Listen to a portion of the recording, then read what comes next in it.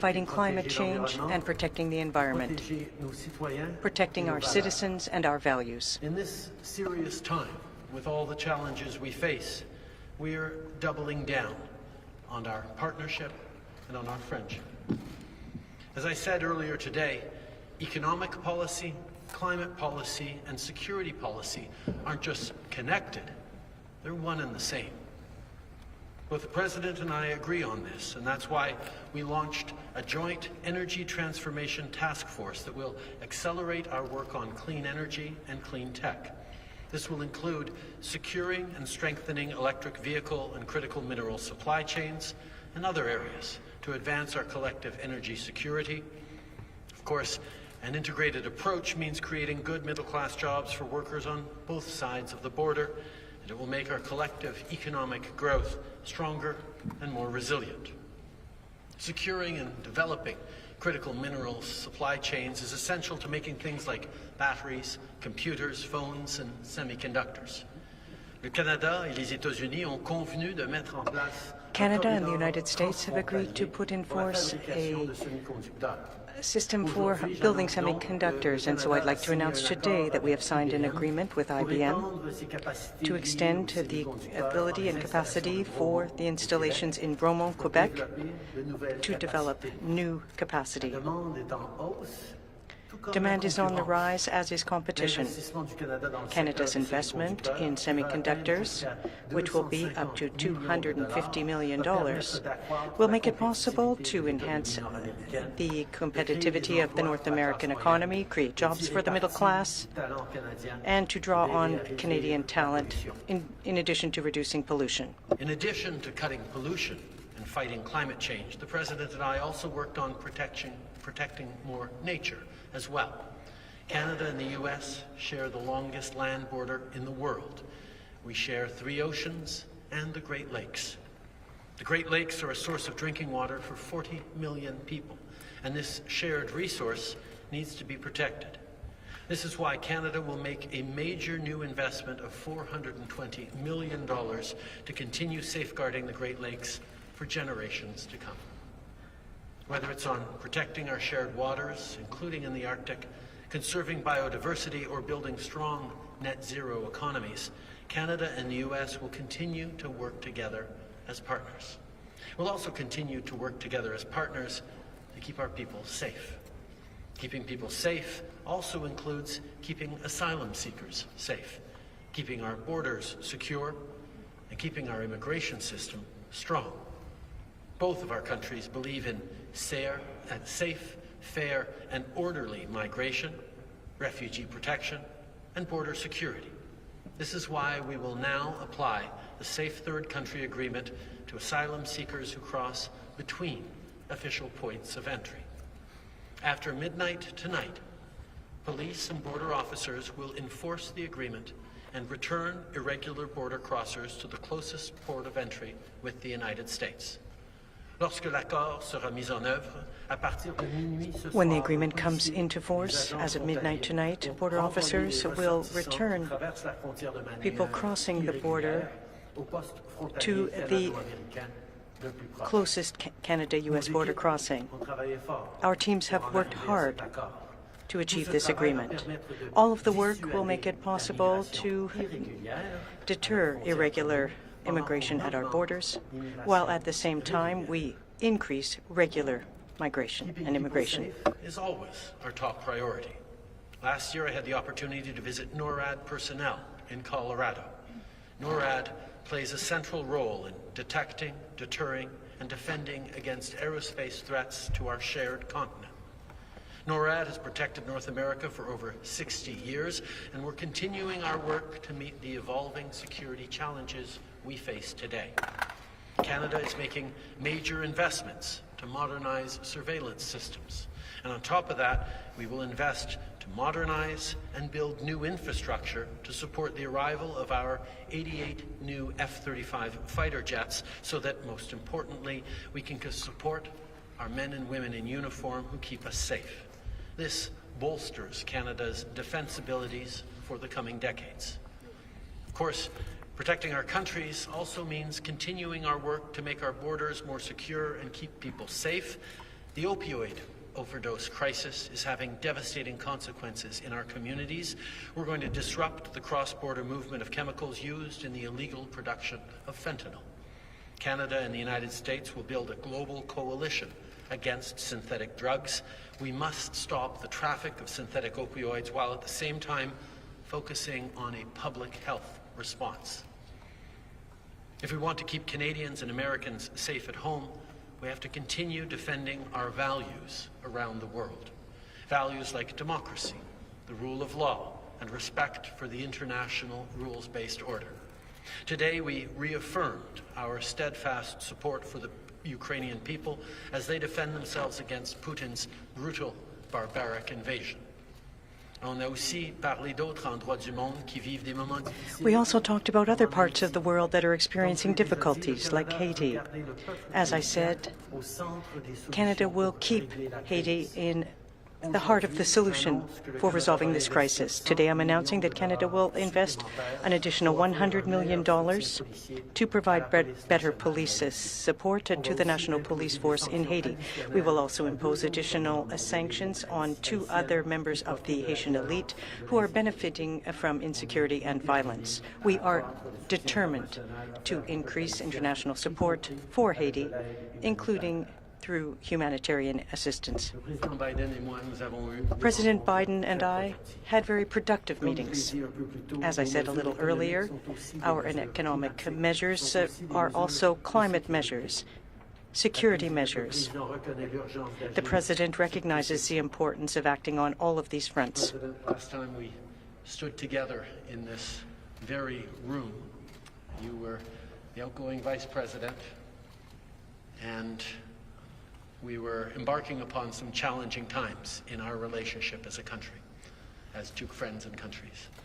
I have to say, through our conversations back then, through the work we've been able to do over these past 2 years, it has truly been an honor to be able to work with you for the benefit of Canadians and Americans, but also to continue to have a positive impact on the world in a very uncertain time.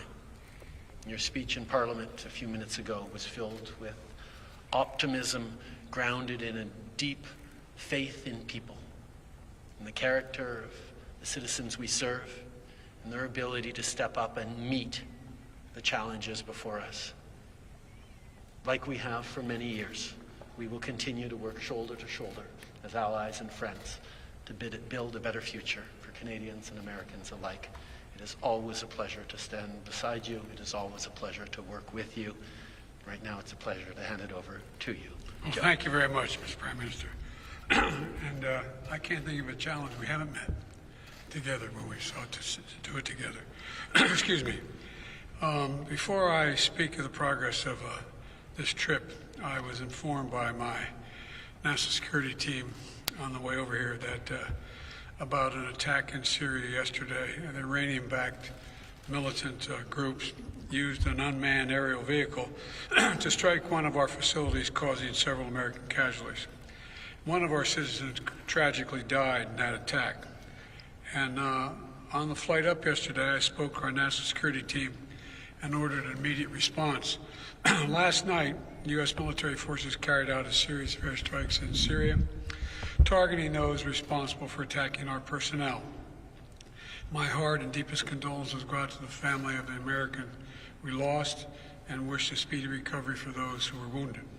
But I'm also grateful for the professionalism of our service members who so ably carried out this response. And to make no mistake, the United States does not emphasize seek conflict with Iran, but be prepared for us to act forcefully, protect our people. That's exactly what happened last night.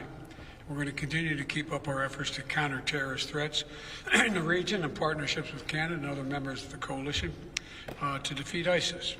Now, let me get to today's business. It's wonderful to be back in Canada. I'm honored I had a chance to address Parliament this afternoon. They were very patient, and I appreciate it. And you know, a little over 75 years ago, in his own address to Parliament, President Truman said, "No 2 nations are called upon to make great contributions to the world's rehabilitation. And, well, we are making great contributions to the world's rehabilitation, in my view. Today, as we stand at, as I said today, an inflection point in history, our nations are once again called upon to lead. And together, I believe we're answering the call. First, we've unleashed an economic potential of our people and our partnership that generates more than $2.5 billion in trade every single day. Secondly, we're transforming our hemisphere into a clean energy powerhouse, including extending the Inflation Reduction Act tax credits to electric vehicles assembled in Canada. And as we discussed over the last 2 days, we're also strengthening our supply chains for critical minerals and semiconductors that power our everyday lives. Today, we're making a $50 million available through the Defense Production Act to incentivize more U.S. and Canadian companies to invest in packaging of these semiconductors and printed circuit boards. I also want to emphasize what I said earlier in Parliament, that Canada and the United States always will have each other's backs. And we see this through NORAD as we work to modernize the world's only, and I emphasize it again, the only binational military command. There's none other than the world. And we see it through NATO, where we're ensuring that we can meet any threat.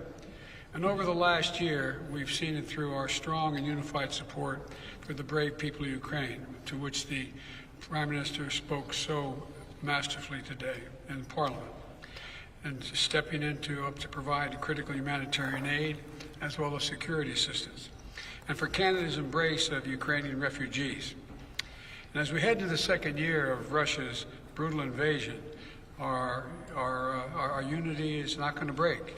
We're going to keep the pressure on Putin through our historic sanctions and tariffs, and we're going to continue to provide Ukraine with training, equipment, humanitarian assistance it needs, and to defend itself against Russian aggression.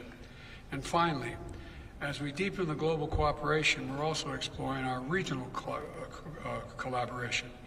As we discussed today, we're doubling down on our work to disrupt synthetic drugs, which have claimed too many American and Canadian lives, by bolstering our work together in the North American drug dialogue with Mexico, and building on a new global coalition against synthetic opioids.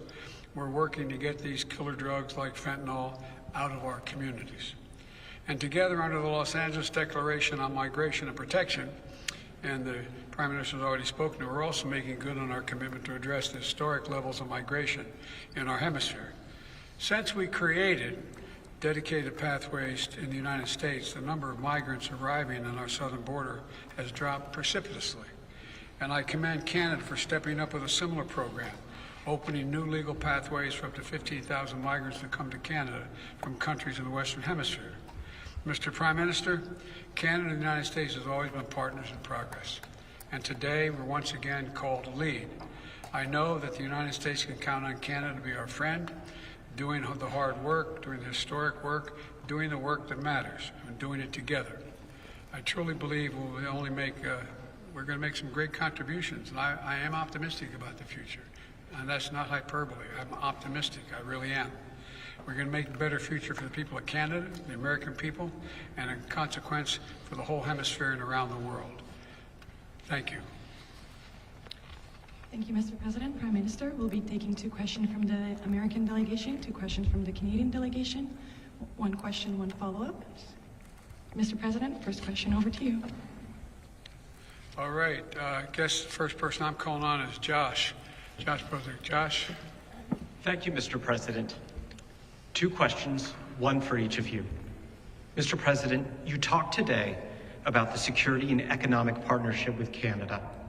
President Xi just went to Russia and expanded China's economic commitment with that country. Why do you think many leading countries are choosing to form competing partnerships, and what does that mean for the world? Prime Minister Trudeau. Oh, sorry. Canada recently banned TikTok on government devices. Knowing what you know, are you comfortable with the idea of your children or family members using TikTok? Thank you. I'll respond to the question first. Well, first of all, look, in 10 years, Russia and China have had 40 meetings. 40 meetings. And I disagree with the basic premise of your question. We have significantly expanded our alliances. I haven't seen that happen with China and or Russia or anybody else in the world. We're in a situation in the United States where NATO is stronger. We're all together. The G7, the Quad, the ASEAN, Japan and Korea. I have, my staff pointed out to me, I have now met with 80% of the world leaders just since I've been president. We're the ones expanding the alliances. The opposition's not. Name for me where that's going. And tell me what I don't mean to literally that, but rhetorically. Tell me how, in fact, you see a circumstance where China has made some significant commitment to Russia. And what commitment can they make? Economically. Economically. Their trade has increased, sir. Pardon me? Their trade has increased, sir. Yeah, their trade has increased compared to what?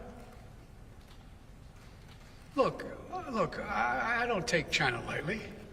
I don't take Russia lightly. But I think we vastly exaggerate. I've been hearing now for the past 3 months about China is going to provide significant weapons to Russia, and they're going to... Well, I've been talking about that. They haven't yet. Doesn't mean they won't, but they haven't yet. And if anything's happened, the West has coalesced significantly more. How about the Quad? How about Japan and the United States and South Korea? How about what we've done in terms of AUKUS? How about so I just want to put it in perspective. I don't take it lightly what China, and Russia are doing. And it could get significantly worse. But let's put it in perspective. We are uniting coalitions. We, the United States and Canada. On TikTok, we made a similar decision to the American government and others when we said that we do not feel that the security profile is safe for government-issued phones. There are concerns around privacy and security, and that is why we have banned TikTok from government-issued phones. But your question, Josh, was about what I do as a parent of teenagers and my kids on social media. And on that, I am obviously concerned with their privacy and their security, which is why I'm glad that on their phones that happen to be issued by the government, they no longer access TikTok. That was a big frustration for them. Really? This applies to us too, Dad? Yes, I just did that.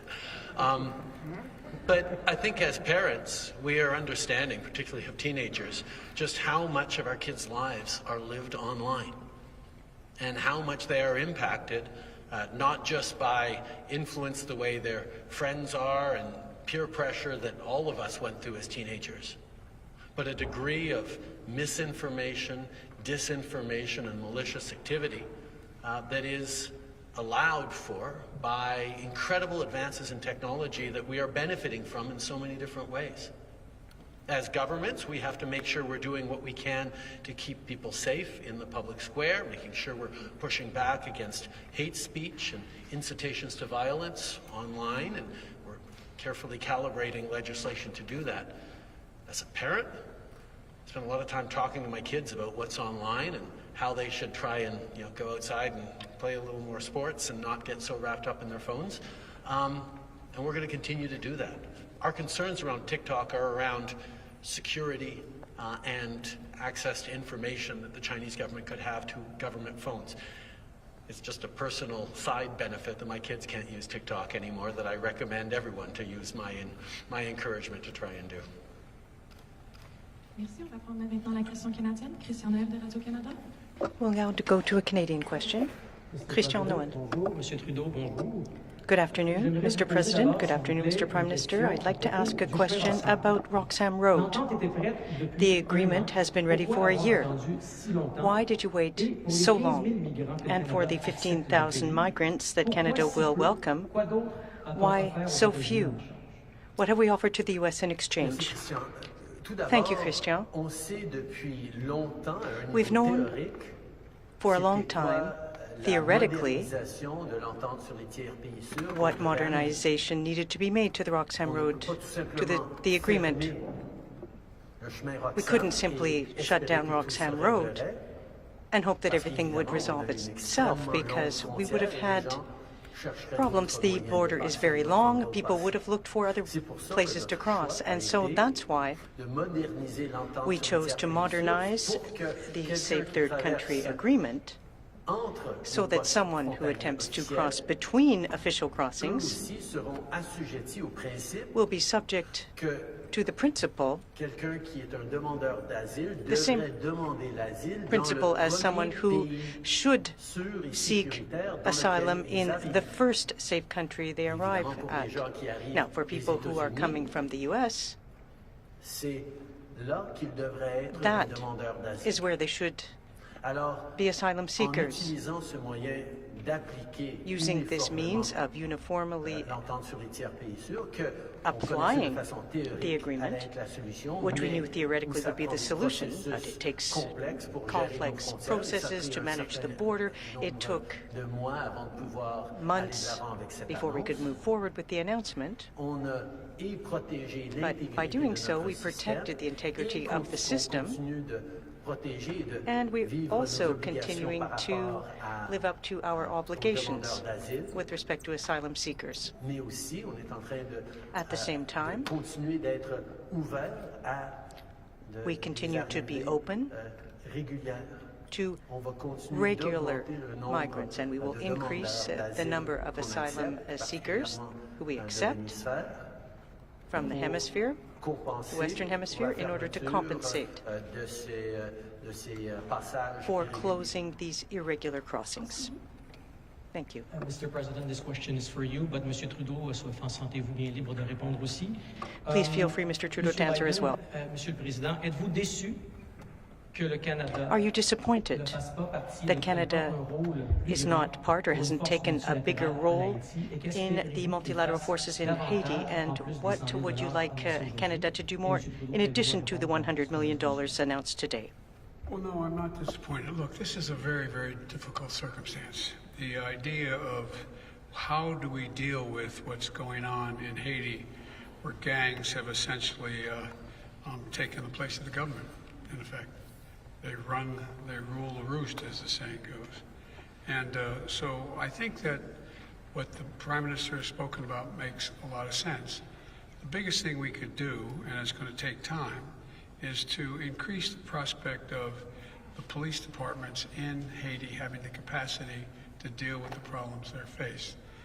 And that is going to take a little bit of time. We also are looking at whether or not the international community through the United Nations could play a larger role in this event, in this circumstance. But there is no question that there is a real, genuine concern, because there are several million people in Haiti, and the diaspora could cause some real, how can I say it, confusion in the Western Hemisphere. And so, but I think that what the Prime Minister is suggesting, and we are as well going to be contributing, to see if we can both increase the efficiency and capacity of the training and the methods used by the police department, as well as seeing if we can engage other people in the hemisphere, which we've been talking to, and they're prepared to do some. So it's a work in progress. Depuis 30 ans, For 30 years, Western countries have been involved in Haiti to try to stabilize the country, to try to help the Pearl of the Antilles, and the situation is atrocious.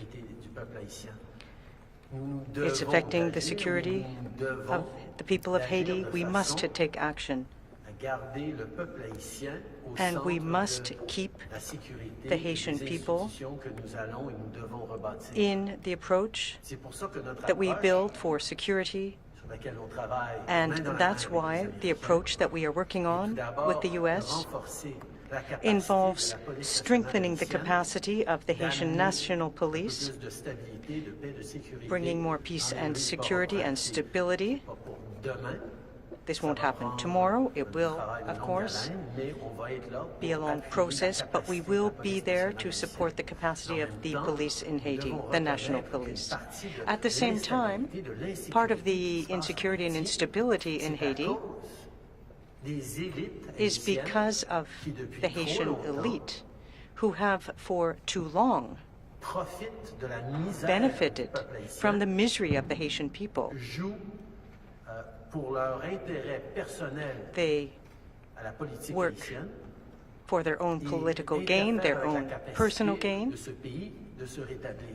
and this has prevented the country from recovering, and that's why we're proceeding with sanctions. We will continue to bring pressure to bear on the elite, the political class in Haiti, to hold them accountable for the distress facing the Haitian people, but to hold them accountable for ensuring their well-being. We're going to continue to work together. We fully understand how important this task is. Mr. President, over to you. Can I follow up with one point on Haiti? And that is that any decision about military force, which was often raised, we think would have to be done in consultation with the United Nations and with the Haitian government. And so that is not off the table, but that is not in play at the moment. I'm sorry. Over to you for the question, Mr. President. Jordan, you have a question? Thank you, Mr. President. Some on Wall Street have expressed frustration that it's unclear what more your administration is willing to do to resolve the banking crisis. The markets have remained in turmoil. So how confident are you that the problem is contained? And if it spreads, what measures, such as guaranteeing more deposits, are you willing or not willing to take? First of all, have you ever known Wall Street not in consternation? Number one. Look, I think we've done a pretty damn good job. People's savings are secure, and even those beyond the $250,000, the FDIC is guaranteeing them that the American taxpayer is not going to have to pay a penny. The banks are in pretty good shape. What's going on in Europe isn't a direct consequence of what's happening in the United States. And what we would do is, if we find that there's more instability than appears, we'd be in a position to have the FDIC use the power it has to guarantee those loans above 250, like they did already. And so I think it's going to take a little while for things to just calm down. But I don't see anything that's on the horizon that's about to explode. But I do understand there's an unease about this. And these mid-sized banks have to be able to survive. And I think they'll be able to do that. Mr. Prime Minister, the U.S. has included Canada in electric vehicle subsidies, as you've discussed, that were included in the Inflation Reduction Act. But the IRA also raises some competitiveness concerns and challenges for Canada.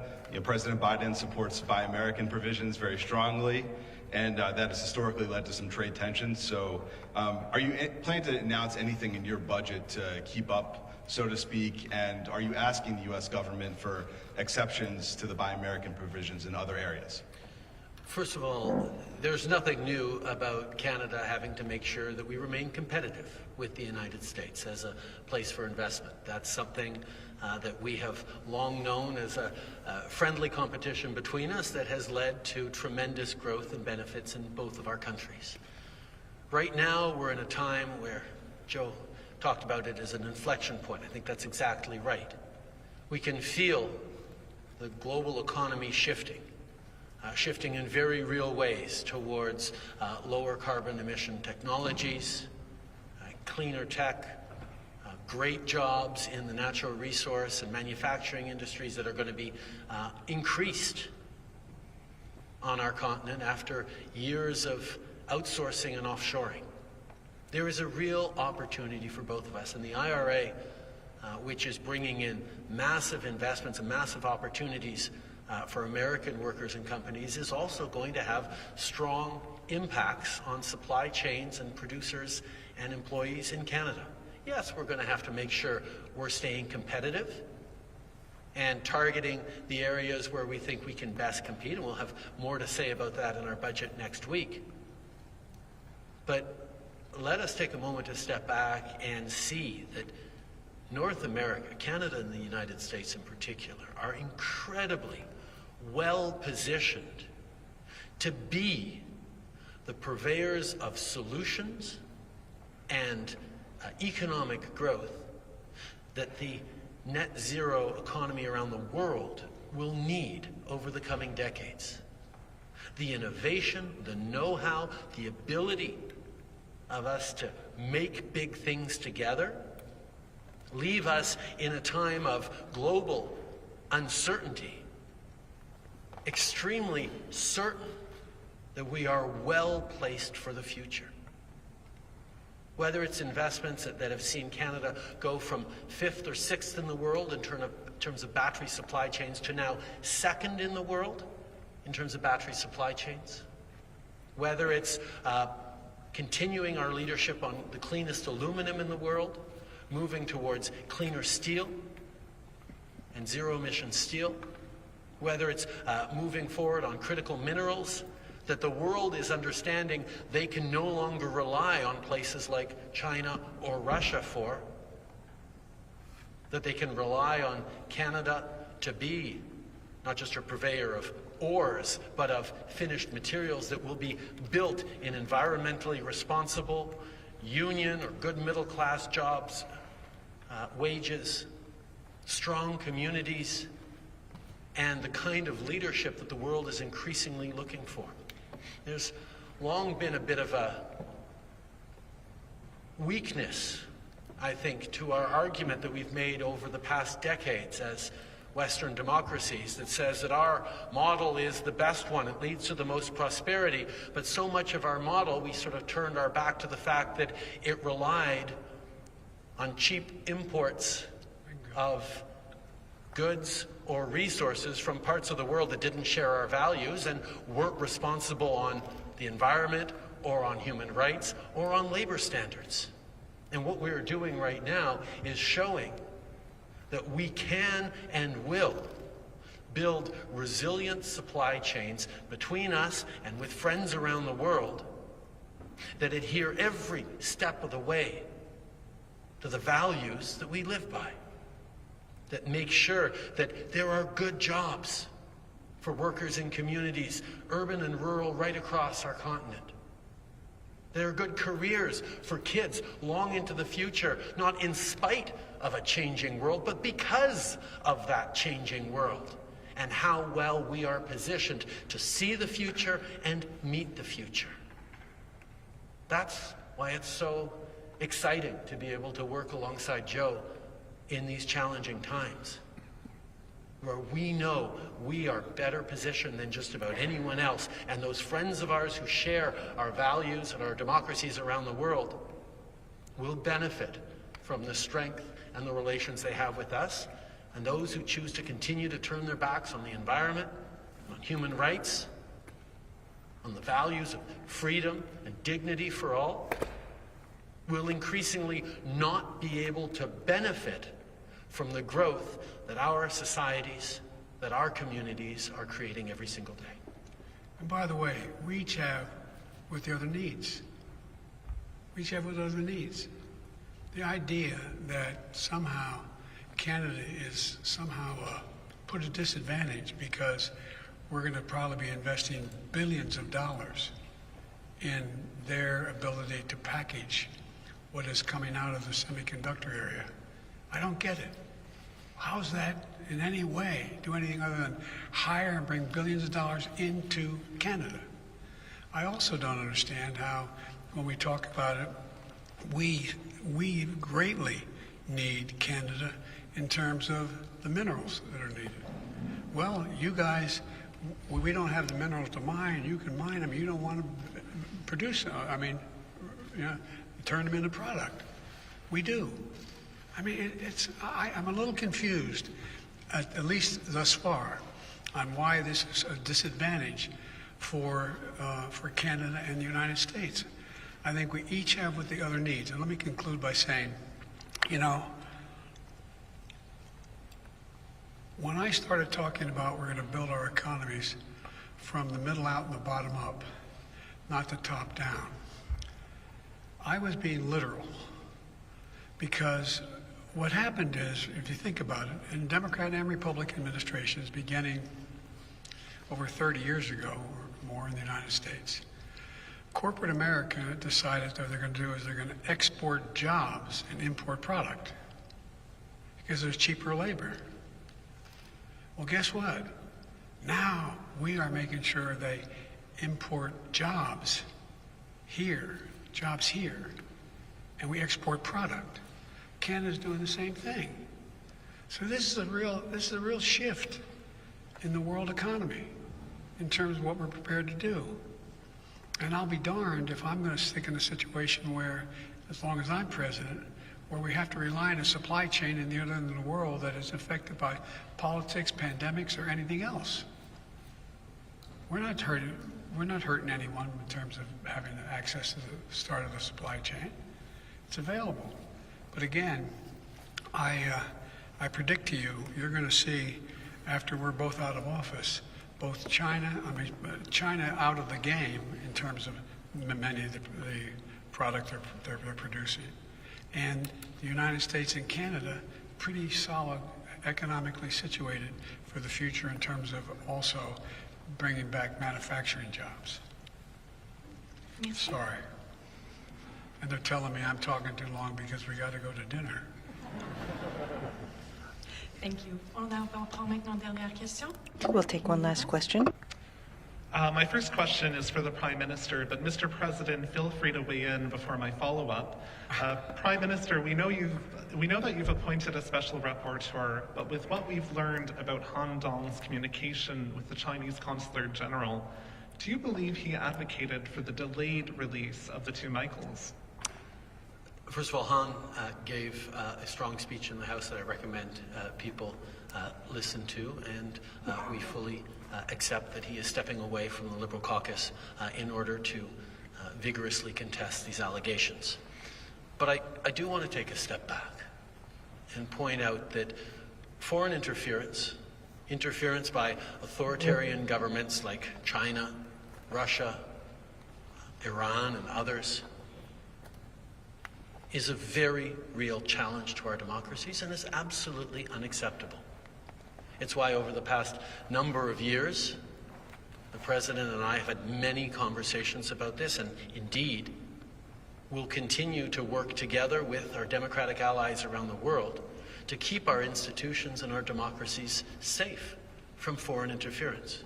In 2018, when Canada hosted the G7 in Charlevoix, we actually created the G7 Rapid Response Mechanism to protect our democracies in cases of interference.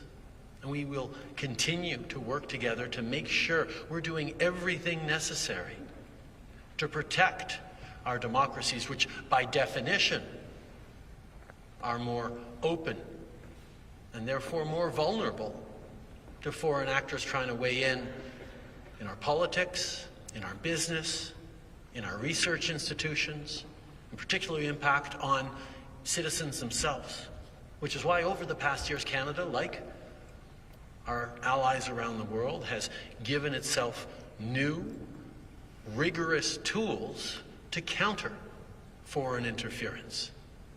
And with the work that our expert rapporteur will do, with the work that our National Security Committee of Parliamentarians will be doing, and other institutions, we will continue to do everything necessary to keep Canadians safe. Nothing to add. Thank you. And Mr. President, when you took office, you canceled the Keystone XL pipeline. This week, your government delayed the environmental assessment to reroute Enbridge Line 5, and at the same time, you're approving oil drilling in Alaska. So what's your response to people who say it's hypocritical to stymie Canadian energy projects while allowing your own? First of all, I don't think it is, but I'll be very brief.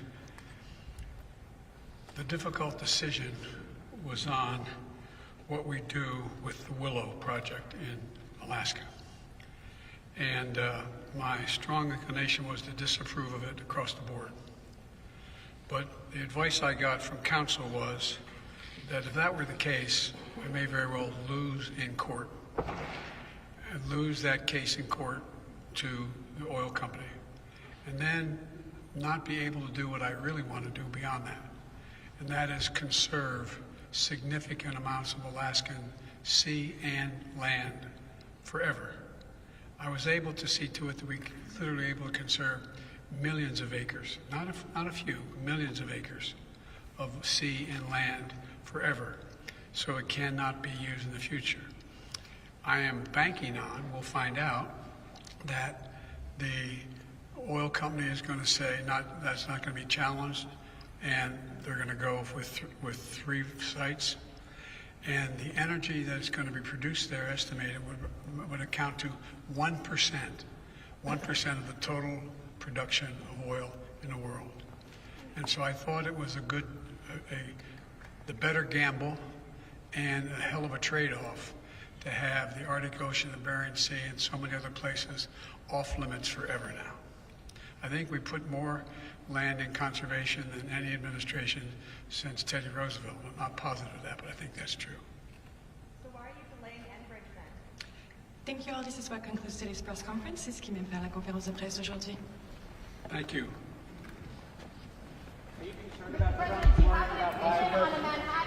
Mr. President, Iran keeps targeting Americans. Does there need to be a higher cost, sir? We're not going to stop, he says. Does there need to be a higher cost for Iran? He says, we're not going to stop. You say, we're not going to stop, or they're not going to stop? We're. Hey, you made it in. Oh, sorry, I was about to No, not at all. I was about to. Perfect. I think I chose. I was about to. Figure it out. Afterwards, towards America. What? We're done. Yes, we're done. What?